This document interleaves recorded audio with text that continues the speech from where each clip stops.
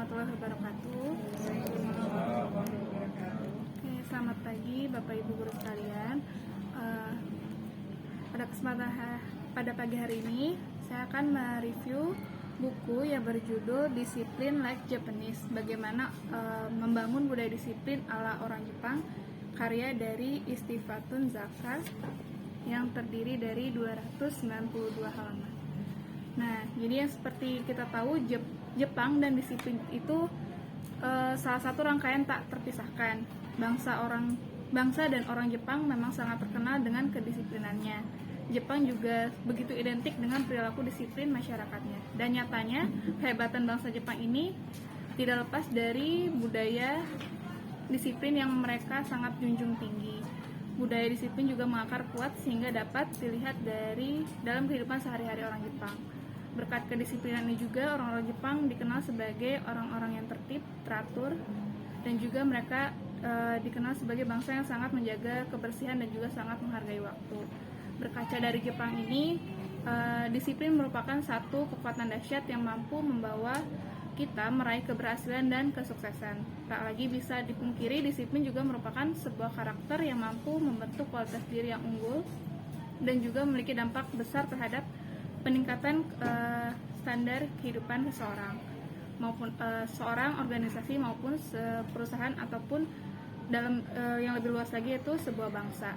Disiplin juga dapat mendorong kita pada kemajuan. Disiplin menjadi aset penting untuk memastikan tujuan kita tercapai. Dan pada akhirnya disiplin akan mampu membawa kita pada kehidupan yang lebih cemerlang. Jadi alasan saya memilih buku ini, terlebih dengan segala upaya baik yang saya lakukan, juga saya ingin terus meningkatkan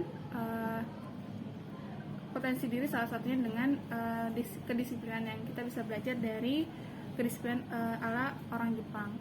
Nah, pertama-tama kita mulai dari latar belakang Jepang terlebih dahulu, di mana Jepang juga tidak langsung jadi bangsa yang disiplin ya Bapak Ibu guru, melainkan bangsa Jepang juga pernah melalui masa-masa suram juga, di mana pada saat itu juga pernah terjadi pengeboman atom di kota Nagasaki dan Hiroshima, maupun kejadian gempa bumi atau tsunami yang terjadi di negara Jepang tersebut. Namun dari kejadian-kejadian tersebut, bangsa Jepang tidak berlarut lama dalam keterpurukannya.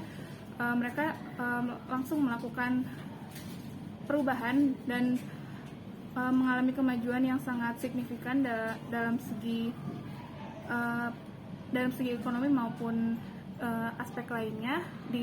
Hal itu tersebut terjadi karena kedisiplinan dan etos kerja dari masyarakat Jepang itu sendiri. Jadi keberhasilan dan kehebatan orang Jepang terletak pada budaya disiplin yang tinggi. Disiplin membentuk sikap dan semangat kerja keras dari bangsa Jepang. Budaya disiplin ini sudah mengakar kuat sehingga dapat dilihat dalam kehidupan sehari-hari orang Jepang. Berkat kedisiplinan ini, orang Jepang dikenal sebagai orang yang tertib dan teratur. Mereka juga dikenal sebagai bangsa yang sangat menjaga kebersihan dan juga menghargai waktu.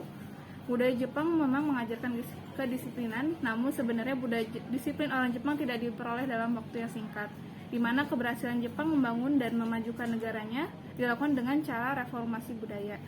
Jadi mereka mengubah sikap mental yang tidak lagi cocok dengan zamannya. Perubahan ini dilakukan dengan mengadopsi kultur Barat. Jadi mereka juga tidak hanya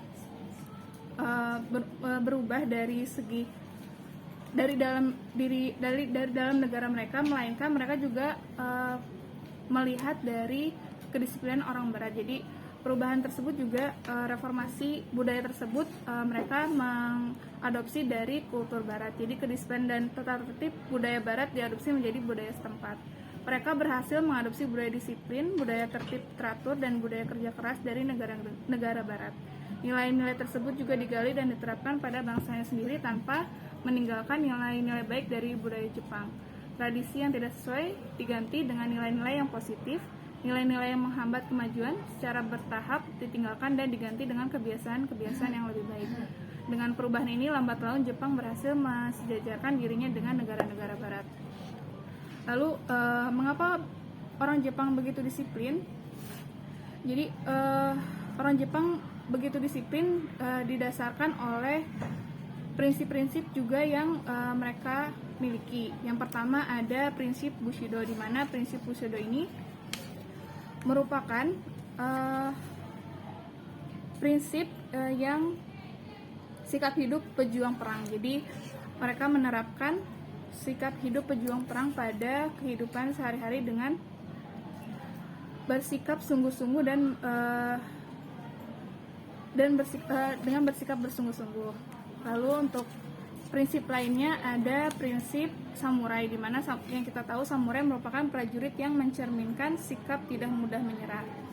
Lalu yang ketiga ada prinsip Keishan, di mana Keishan ini berarti produktif, kreatif, dan inovatif. Konsep Keishan ini menuntut minat, keyakinan, kesungguhan, dan kerajinan, menimbulkan kemauan untuk selalu belajar dari orang lain. Bangsa Jepang belajar dengan cara memanfaatkan apa yang telah mereka pelajari. Kemauan belajar bangsa Jepang yang tinggi dicerminkan dengan kecintaan mereka terhadap ilmu. Oleh karena itu mereka selalu berusaha untuk belajar. Lalu dari keempat prinsip ini menumbuhkan kedisiplinan yang kuat terhadap orang Jepang, sehingga kedisiplinan orang Jepang dipengaruhi oleh prinsip bekerja keras, pantang menyerah, tepat waktu, dan pengelolaan kerja.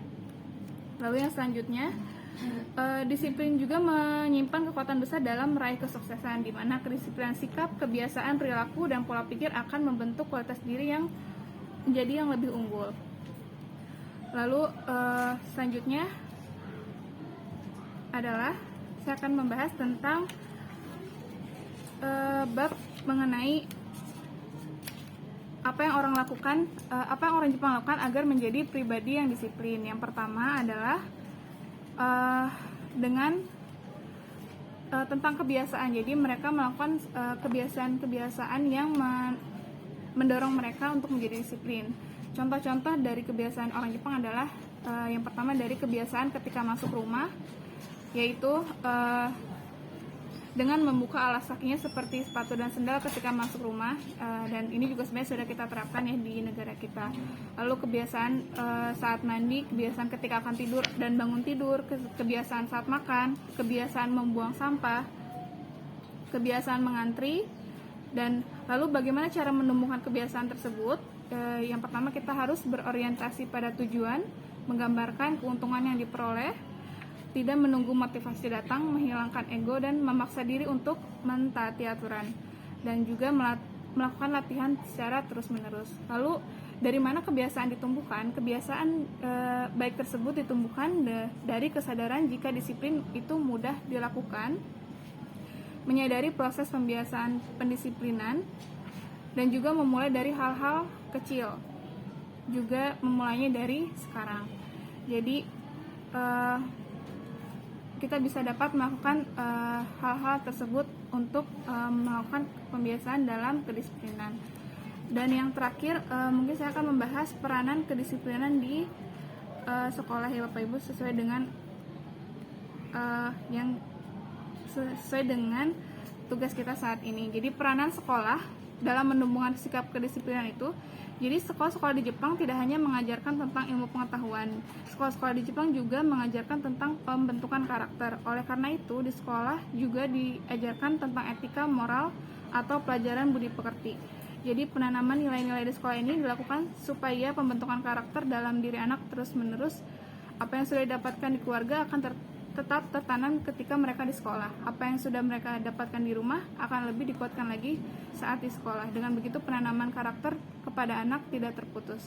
Moral merupakan fokus pendidikan dasar di sekolah-sekolah di Jepang. Moral merupakan pendidikan yang sangat penting dan pendidikan yang sangat dasar. Hal ini dikarenakan moral merupakan pondasi pendidikan dan pondasi kehidupan yang secara sengaja diajarkan kepada anak-anak. Nilai moral ini diajarkan dengan cara diintegrasikan ke seluruh mata pelajaran. Dengan pengajaran moral, anak-anak dididik untuk memiliki harga diri dan juga rasa malu. Mereka juga dididik untuk menjadi pribadi yang disiplin. Selain itu, mereka dididik untuk menghargai sistem nilai. Terima kasih atas perhatiannya Bapak Ibu guru sekalian. Mohon maaf jika ada kekurangan. Assalamualaikum warahmatullahi wabarakatuh.